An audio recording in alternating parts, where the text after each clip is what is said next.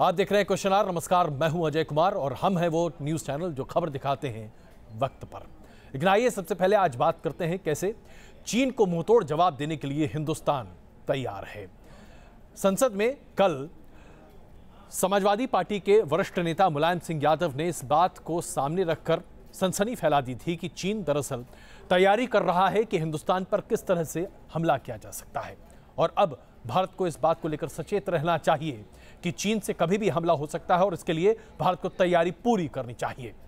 भारत सरकार ने आज इस बाबत सीधे बयान संसद में दिया और यह बयान विदेश मंत्री सुषमा स्वराज ने दिया। उन्होंने कहा कि चीन जो भी कर रहा है उससे कम से कम एक बात तो स्पष्ट है कि आज दुनिया हिंदुस्तान के साथ खड़ा है, चीन के साथ नहीं। और दुनिया जहां जिसके साथ खड़ी है वहीं पर सत्य है। इसमें कोई शक नहीं है कि चीन के पास शक्ति ज्यादा है, लेकिन हमने भी चूड़ियां नहीं पहन रखी हैं। भारत अपनी सुरक्षा के बारे में बहुत चौकन्ना है, बहुत सतर्क है, इसलिए कोई उसे घेर नहीं सकता। ये संसद में चीन को सीधी चुनौती है। सीमा पर हिंदुस्तान पर आंखें तरेरी तो मिलेगा मुंहतोड़ जवाब। चीन के मुद्दे पर हिंदुस्तान की सरकार ने अपना रुख साफ कर दिया है। ड्रैगन की किसी भी हिमाकत को बर्दाश्त नहीं किया जाएगा। 13,000 फीट की ऊंचाई पर भारत और चीन की सेनाएं पिछले 1 महीने से आमने सामने हैं। चीन हिंदुस्तान को बार बार धमकी दे रहा है, लेकिन सरकार ने भी साफ कर दिया है कि चीन की खोखली धमकी से हिंदुस्तान डरने वाला नहीं है। डोकाला में चीन को पहली बार इतना सख्त पैगाम दिया गया है। अब विदेश मंत्री सुषमा स्वराज ने 2 टूक कह दिया है कि पहले चीन अपनी सेनाएं हटाए, फिर आगे की बात होगी। मांग उनकी ये कि हम अपनी सेनाएं वहां से विड्रॉ। आप कहते हैं कि हम क्या चाहते हैं? हम ये चाहते हैं कि अगर संवाद चल रहा है कि भी अगर कोई बातचीत बैठकर करनी है तो दोनों अपनी अपनी सेनाएं हटाएं। तो कोई भी अनरीजनेबल बात भारत की तरफ से नहीं हो रही है। चीन की दादागिरी का करारा जवाब दिया जाएगा। इस मसले पर सत्ता पक्ष और विपक्ष दोनों के सुर एक है। चीन की गीदड़ भभकी के आगे झुकने का कोई सवाल ही नहीं है। 2012 में एक समझौता हुआ था भारत और चीन के बीच में। उसके पैराग्राफ 13 में लिखा हुआ है कि ट्राई जंक्शन पॉइंट पर भारत, चीन और थर्ड कंट्रीज, वो थर्ड कंट्री का मतलब भूटान, मिलकर तय करेंगे। अब जो चीन आया, चीन बीच बीच में बहुत बार आता रहा, सड़कें भी बनाता रहा, कभी कच्ची, कभी पक्की, कभी थोड़ी पक्की, कभी वो सड़क टूट गई, वो चीज़ें उनकी चलती रहीं, वो गतिविधियां उनकी लगातार जारी थी। इस बार वो बुलडोज़र, एक्सकेवेटर्स ये लेकर के आए और उनकी नीयत इस बार ये है कि वो ट्राई जंक्शन तक पहुंच जाएं, एक ऐसी जगह तक पहुंच जाए, क्योंकि बटांगला उसमें मेन जगह है जहां से वो ट्राई जंक्शन पहुंच जाता, कि वो वहां नीचे आ जाएं जिससे यूनिलैटरली स्टेटस को उस ट्राई जंक्शन पॉइंट का खत्म हो जाए। ट्राई जंक्शन पॉइंट आते ही हमारा हित आ गया। अगर चीन यूनिलैटरली उस ट्राई जंक्शन पॉइंट के स्टेटस को बदल देता है तो सीधे सीधे फिर हमारी सुरक्षा को चुनौती होती है। हिंदुस्तान को भूटान समेत उन सभी देशों का समर्थन हासिल है जो चीन की करतूतों की वजह से परेशान रहे हैं। भारत ने अपना स्टैंड साफ कर दिया है कि चीन को अपनी हद में रहना होगा, विस्तारवादी नीति को छोड़ना होगा। भूटान जैसे छोटे देश में वो आक्रामक हो रहा है क्योंकि भूटान ने प्रोटेस्ट किया, उनसे 4 दिन बाद ही प्रोटेस्ट किया, रिटर्न में प्रोटेस्ट किया उनके एम्बेसडर ने कि आप ये क्या कर रहे हैं। उसके बाद भूटानी गवर्नमेंट ने इसको प्रोटेस्ट को कहा। तो इसीलिए सारे के सारे देश ये समझ रहे हैं कि भारत ने जो अपना मत रखा है और जो पक्ष रखा है वो गलत नहीं है। डोकलाम में भारत और चीन के बीच तनातनी जारी है। भारत के लिए रणनीतिक रूप से अहम इस इलाके में हिंदुस्तान और चीन की फौज आमने सामने है। सूत्रों की माने तो डोकाला में भारतीय सेनाओं की पोजीशन और तैनाती दोनों काफी मजबूत स्थिति में है। चीन को एक कदम भी आगे बढ़ने से पहले 100 बार सोचना होगा, वरना चीन के सैनिकों को अब तक की सबसे करारी चोट के लिए तैयार रहना होगा।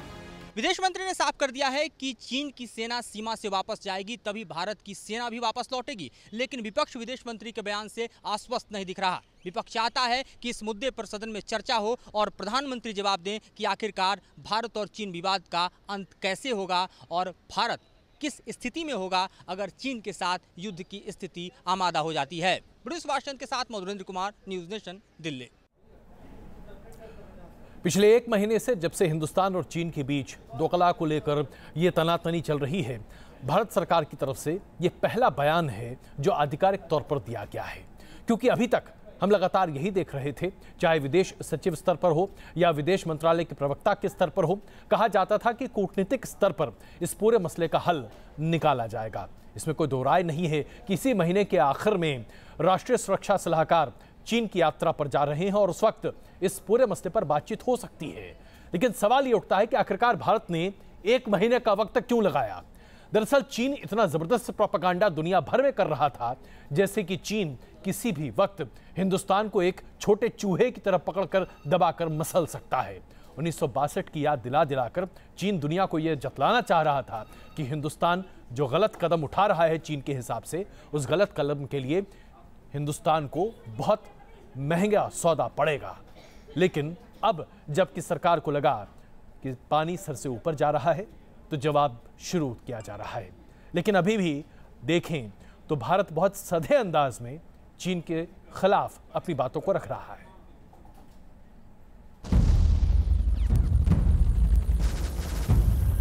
हिंदुस्तान ने चीन के खिलाफ अपनी रणनीति किस तरह बदल ली है, इन बयानों के जरिए समझिए। सरकार हो या फिर विपक्ष, सभी की भाषा चीन के लिए एक ही जैसी है कि एटम बम पाकिस्तान की जमीन पे चीन ने जमीन में गाड़ दिया। ये तैयारी चीन की है, लेकिन चीन पूरी तैयारी कर चुका है हिंदुस्तान पर हमला किया। राष्ट्रीय सुरक्षा को लेकर हर मुद्दे पर सरकार और विपक्ष इकट्ठे हैं। देश की सुरक्षा सबसे पहले है। दरअसल सरकार की रणनीति साफ है, चीन को उसी के अंदाज में जवाब देने की तैयारी कर ली गई है। क्योंकि चीन जिस तरह दुनिया में झूठा प्रोपेगेंडा कर रहा है, उसकी पोल खुल चुकी है। अगर चीन यूनिलेटरली उस ट्राई जंक्शन पॉइंट के स्टेटस को बदल देता है तो सीधे सीधे फिर हमारी सुरक्षा को चुनौती होती है। जरा देखिए हिंदुस्तान पर दबाव बनाने के लिए चीन किस तरह की चालबाजी कर रहा है। भारत ही नहीं बल्कि दुनिया को चकमा देने के लिए चीन ने ऐसा चक्रव्यूह तैयार किया है जिसमें वो खुद घिर गया। चीन के सरकारी चैनल ने दावा किया था कि दक्षिणी पश्चिमी चीन के तिब्बत क्षेत्र में युद्धाभ्यास किया गया है, लेकिन इस बात का खुलासा नहीं किया गया कि यह अभ्यास कब और किस जगह हुआ। वास्तविक नियंत्रण रेखा से मिली खुफिया जानकारियों के मुताबिक LAC के इर्द गिर्द पिछले 2 महीने से चीनी सेना ने कोई युद्धाभ्यास नहीं किया। इसका मतलब है कि ये सिर्फ भारत पर दबाव बनाने की रणनीति है। चीन बहुत पहले से LAC पर 15-16 डिवीजन तैनात कर चुका है। हाल फिलहाल में कोई मूवमेंट नहीं हुई। चीन दावा करता है कि तिब्बत में उसके पास 10 एयरबेस स्ट्रिप हैं, लेकिन इनमें से 4 से 5 एयरबेस स्ट्रिप ऑपरेशनल नहीं है और बाकी 5 पर मूवमेंट की खबर नहीं है। हाल ही में चीन ने युद्धाभ्यास का जो दावा किया है वो 2 महीने पहले का वीडियो है, जिसके जरिए चीन भारत पर दबाव बनाना चाहता है। ये भी कहा जा रहा है कि LAC पर तनाव के हालात नहीं है, लेकिन चीन तनाव दिखाने के लिए प्रोपेगेंडा फैला रहा है। अगर डोकला में विवाद और बढ़ा तो चीन के लिए खतरे की घंटी होगी,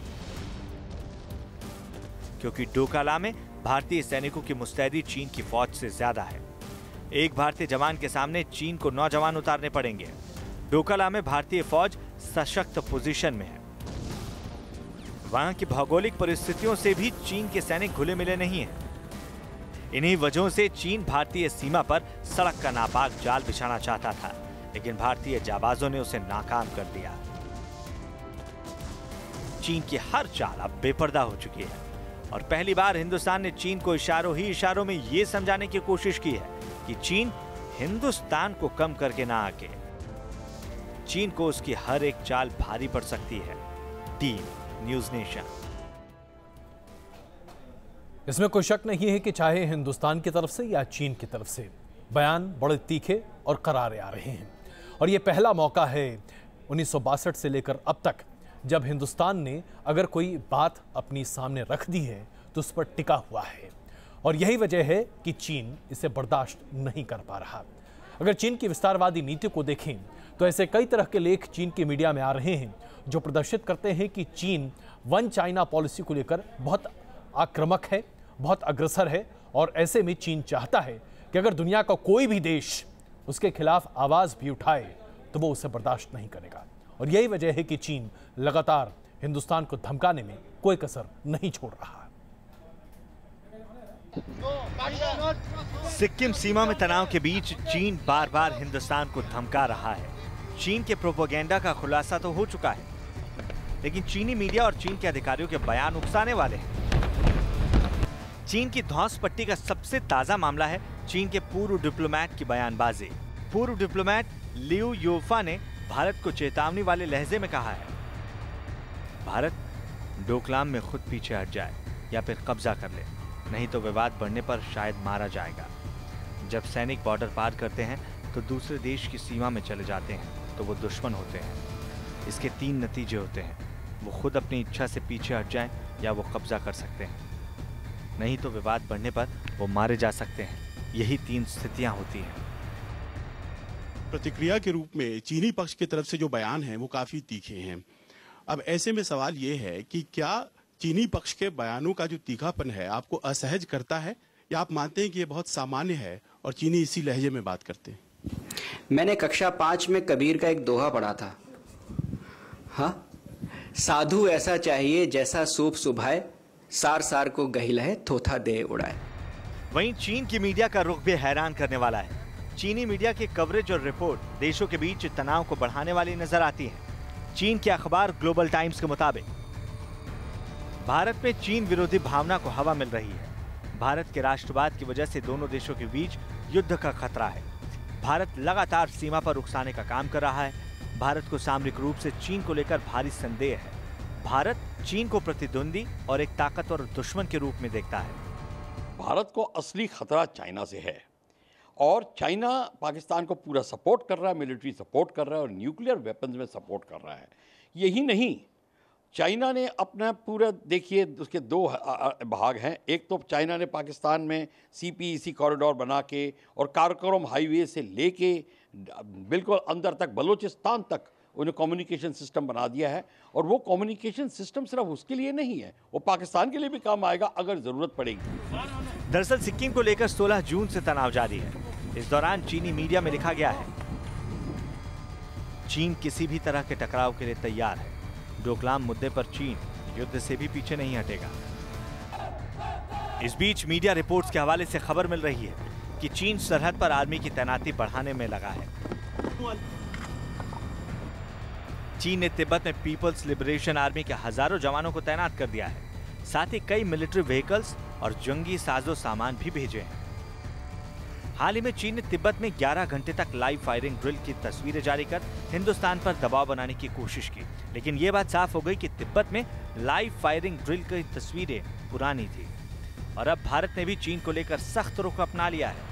हिंदुस्तान ने साफ कर दिया है कि चीन की धमकी को अब कतई वो बर्दाश्त नहीं करेगा। Team news nation. देश के अगले राष्ट्रपति होंगे रामनाथ कोविंद। रामनाथ कोविंद को जो बहुमत मिला वो प्रदर्शित करता है कि एनडीए की रणनीति कितनी स्पष्ट थी। तकरीबन 66% वोट रामनाथ कोविंद को मिला, जो प्रदर्शित करता है कि तकरीबन 4% वोट जो कि यूपीए सरकार, माफ कीजिएगा, यूपीए गठबंधन का था, वो कोविंद को मिलता दिखाई दिया। आखिरकार ऐसा क्या रहा कि रामनाथ कोविंद को लेकर लोग इतने उत्साहित रहे? देखिए इस रिपोर्ट में। देश के सर्वोच्च संवैधानिक पद पर रामनाथ कोविंद की इस जीत के बाद जश्न और बधाइयों का दौर जारी है। लेकिन 10 अकबर रोड पर इस जश्न की मिठास तब कुछ और बढ़ गई जब खुद प्रधानमंत्री मोदी कोविंद को बधाई देने पहुंचे। उन्हें अपने हाथों से मिठाई खिलाई। इस दौरान बीजेपी अध्यक्ष अमित शाह भी मौजूद रहे। उन्होंने भी एनडीए उम्मीदवार के तौर पर रामनाथ कोविंद को मिली इस जीत पर सभी को बधाई दी। रामनाथ जी ये जब 25 तारीख को राष्ट्रपति बनेंगे, इस देश के करोड़ों गरीब, दबे कुचले गांव में रहते हुए लोगों को अपना प्रतिनिधि सर्वोच्च संवैधानिक पद पर बैठा हुआ दिखाई पड़ेगा। पीएम मोदी ने कोविंद के साथ पुरानी तस्वीर को भी ट्वीट किया। रायसीना के रण में रामनाथ कोविंद की जीत दरअसल टीम मोदी की भी बड़ी रणनीतिक जीत है। देश के अगले राष्ट्रपति के तौर पर कोविंद के शपथ ग्रहण की तैयारियां शुरू हो गई हैं। रायसीना की रेस में एनडीए उम्मीदवार कोविंद ने यूपीए की मीरा कुमार को तकरीबन 3,34,000 वोटों के भारी अंतर से हराया। कोविंद को 7,02,044 वोट और मीरा कुमार को 3,67,314 वोट मिले। कुल पड़े वैध मतों में कोविंद को 65.65% वोट मिले तो मीरा कुमार को सिर्फ 35.34% वोट मिले। चुनाव परिणाम के लिए मैं सभी देशवासियों का आभार व्यक्त करता हूं। देश के हर क्षेत्र के जनप्रतिनिधियों ने मुझ पर जो विश्वास जताया है उसके लिए मैं उनका आभारी हूं। हम चुनाव में विपक्ष की उम्मीदवार रही श्रीमती मीरा कुमार जी को भी धन्यवाद के साथ ही अपनी शुभकामनाएं भी देता हूं। राष्ट्रपति के चुनाव में यूपी उम्मीदवार मीरा कुमार ने कोविंद को बधाई दी। साथ ही कहा कि विचारधारा की लड़ाई जारी रहेगी। कि जिस विचारधारा की लड़ाई लड़ने के लिए मैं इस चुनाव में शामिल हुई थी वो आज 20 जुलाई 2017 को समाप्त नहीं हुई है। विचारधारा और मूल्यों की ये लड़ाई जारी रहेगी। रायसीना की रेस में कोविंद की फतेह के बाद दिल्ली से लेकर कानपुर में उनके गांव तक जश्न मनाया जा रहा है। लोगों ने नाच गाकर, मिठाइयां खिलाकर एक दूसरे को बधाई दी। रामनाथ कोविंद 25 जुलाई को देश के 14वें राष्ट्रपति के तौर पर शपथ लेंगे। भारतीय जनता पार्टी ने विपक्षी एकता में इस चुनाव में सेंध भी लगाई। वहीं दूसरी ओर इतिहास में पहली बार राष्ट्रपति भवन पर कब्जा भी किया। बीजेपी इस जीत को ऐतिहासिक बनाने में जुट गई है। वीडियो जर्नलिस्ट नवीन कुमार के साथ मोहित राज दुबे, न्यूज़ नेशन, दिल्ली। नवनिर्वाचित राष्ट्रपति रामनाथ कोविंद ने जब जनता को संबोधित किया तो अपने संबोधन में ने साफ कहा कि उन्हें याद है वो दिन जब फूस की छत हुआ करती थी और उससे पानी टपकता था और वो और उनके भाई दीवार के किनारे खड़े होकर बस बारिश का इंतजार क्या करते थे। गरीबी के वो दिन आज भी उन्हें याद है। हमारे देश में पिछले 70 साल से राजनीति का केंद्र रहे हैं किसान, और किसानों के नाम पर हमारे देश में हर तरह की राजनीति होती रही है। लेकिन बताइए, इसे विडंबना नहीं कहेंगे तो और क्या कहेंगे। राजधानी दिल्ली में किसान अपनी मांगों को लेकर प्रदर्शन कर रहे हैं। बिना खाए पिए, भूखे, बिना कपड़ों के रोज दिन जंतर मंतर और उसके आसपास प्रदर्शन करते हैं, अपनी मांगों को सामने रखते हैं। लेकिन किसानों के नाम पर चलने वाली सरकारें, उनके पास क्या वक्त है कि वो उन किसानों की बात सुनने के लिए पहुंचे भी। चाहे प्रधानमंत्री नरेंद्र मोदी हो या पहले के तमाम प्रधानमंत्री, हर प्रधानमंत्री ने इस देश में सिर्फ किसानों की बेहतरी के लिए काम किया है। लेकिन आज इन रोते बिलखते किसानों को देखने वाला कोई नहीं है।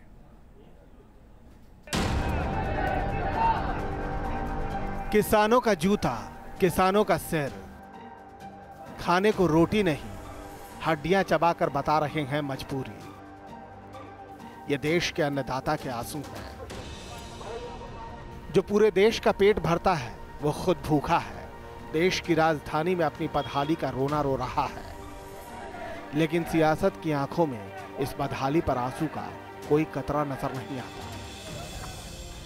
तमिलनाडु से दिल्ली पहुंचे किसान जंतर मंतर पर इसी तरह हर रोज प्रदर्शन कर रहे हैं। किसानों की मांगे कब मानी जाएंगी ये तो नहीं मालूम। हाँ, तमिलनाडु की सरकार कितनी संजीदा है ये भी जरा देख लीजिए। तमिलनाडु के मुख्यमंत्री को किसानों का दर्द दिखता है या नहीं दिखता?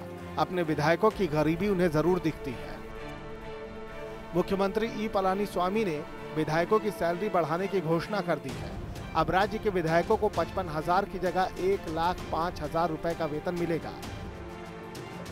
जिस राज्य के किसान अपनी कंगाली का रोना रो रहे हो, दर दर भटक रहे हो, वहां के विधायकों और मुख्यमंत्री के लिए अपनी सैलरी कहीं ज्यादा मायने रखती है।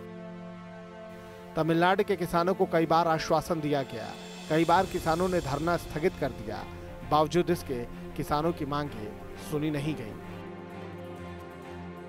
किसानों की फसलें खराब हो चुकी हैं, कर्ज का बोझ बढ़ चुका है। पिछले 4 महीने में करीब 400 किसानों ने खुदकुशी कर ली है। जाहिर है किसानों का आंदोलन कब तक चलेगा ये तो कोई नहीं जानता। हाँ, ये बात जरूर सच है कि कुछ किसानों को राहत के नाम पर सरकार ने 3,000 रुपए जरूर दिए। Team news nation.